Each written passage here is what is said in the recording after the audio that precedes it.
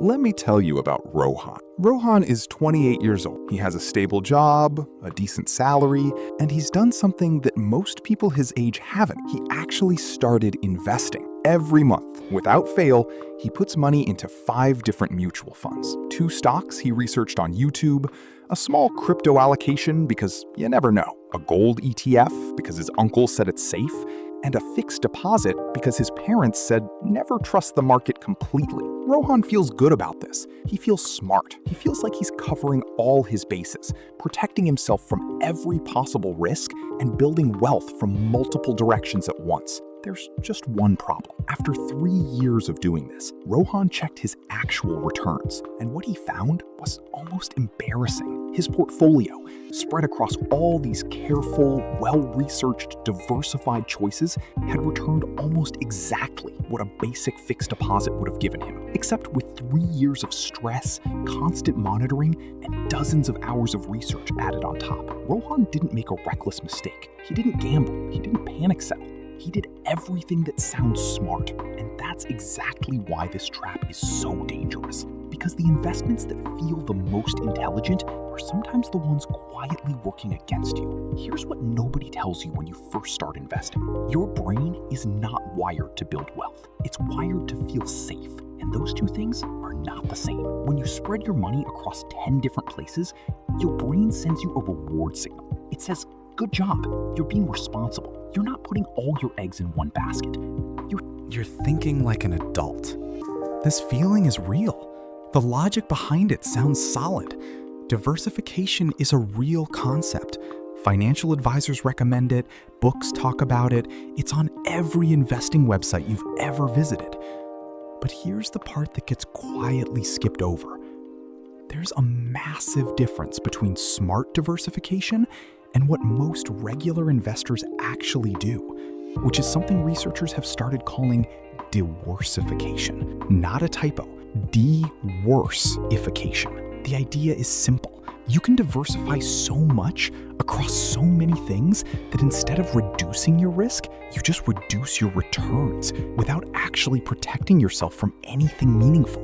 And the reason it happens isn't stupidity. It happens because of a very specific psychological trap that almost every new investor falls into. Think about it this way. Imagine you're opening a restaurant. You want it to succeed, so you decide to serve every type of cuisine: Indian, Chinese, Italian, Mexican, Japanese, and Lebanese. You figure more options means more customers, right? But what actually happens? Your kitchen gets overwhelmed. Your chefs can't master any single cuisine. Your ingredients are all over the place. Your costs go up, and customers who walk in looking for great biryani leave because the menu feels confusing and nothing tastes exceptional.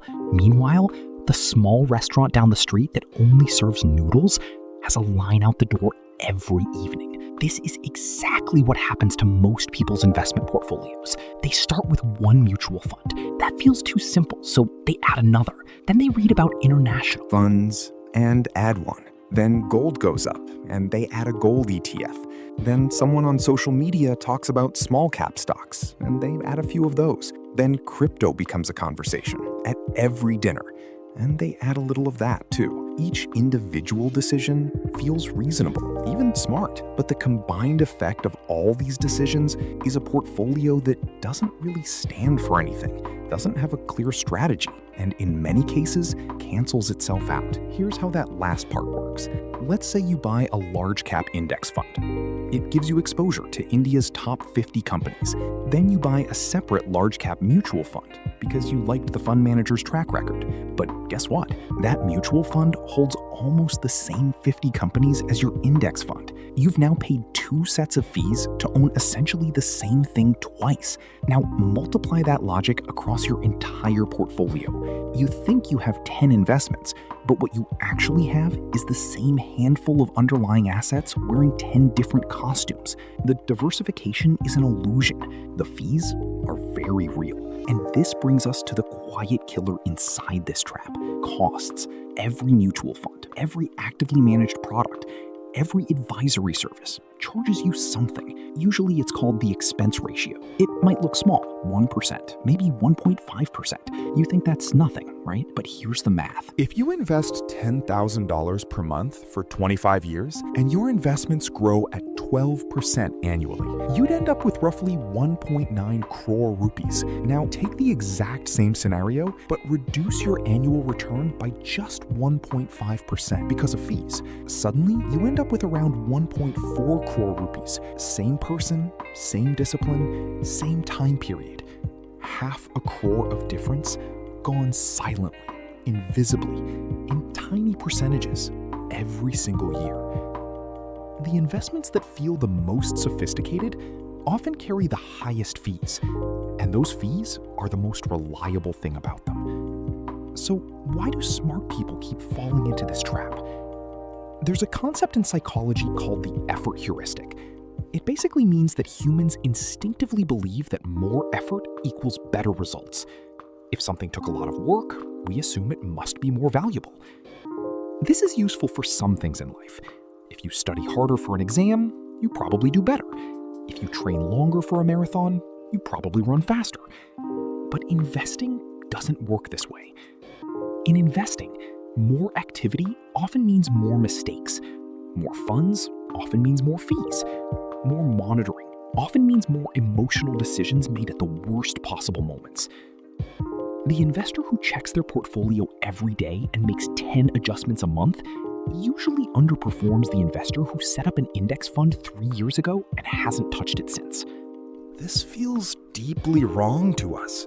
It feels like the active, engaged investor should be winning. But study after study, including the famous Spiva report that tracks active fund performance, shows the same result year after year. Most actively managed funds underperform simple index funds over a 10 to 15 year period. Not because fund managers are bad at their jobs, but because the market is extraordinarily good at pricing in information.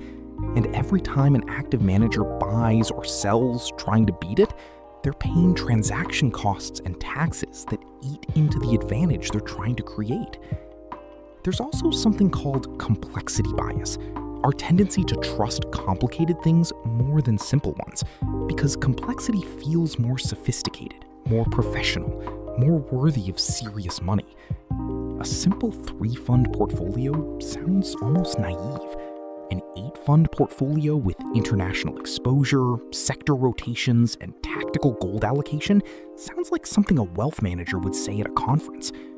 But the conference presentation doesn't compound your money. Consistency and low costs do. The wealth trap here isn't that people are doing something stupid. It's that they're doing something that looks smart, feels smart, and sounds smart, but produces mediocre results because of its hidden costs, hidden overlaps, and the psychological behavior it encourages. When you have too many investments, you become emotionally attached to all of them. When gold dips, you worry. When one fund underperforms, you second guess. When crypto crashes, you panic. And every emotional reaction becomes a potential bad decision that compounds negatively over time. The complexity you created to feel safe becomes the source of the anxiety that makes you unsafe. So, what should Rohan and you actually do? First, understand that simplicity in investing is not laziness, it's sophistication.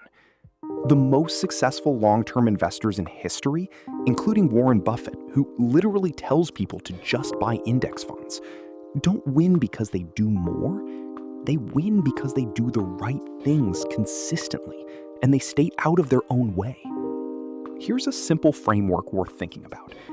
Before you add any investment to your portfolio, ask 3 questions. 1, do I understand what this is and how it makes money? 2, does this actually add something different to what I already own, or does it just overlap?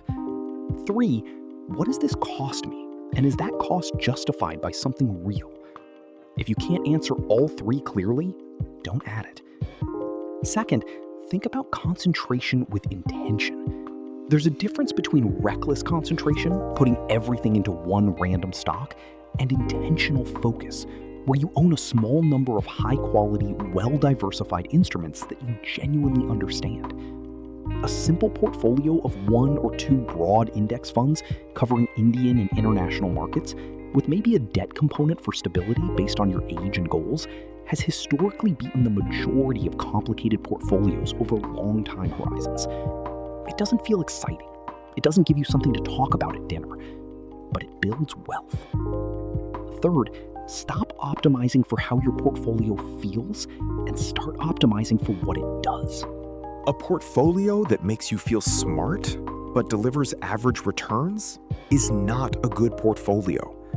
A portfolio that feels almost boring but quietly compounds at 11 to 12% annually for 20 years is a life-changing machine. The goal was never to have an impressive portfolio. The goal was to have an effective one. Here's the thought I want to leave you with. The financial industry is enormous. It employs millions of people. It generates billions of dollars in revenue.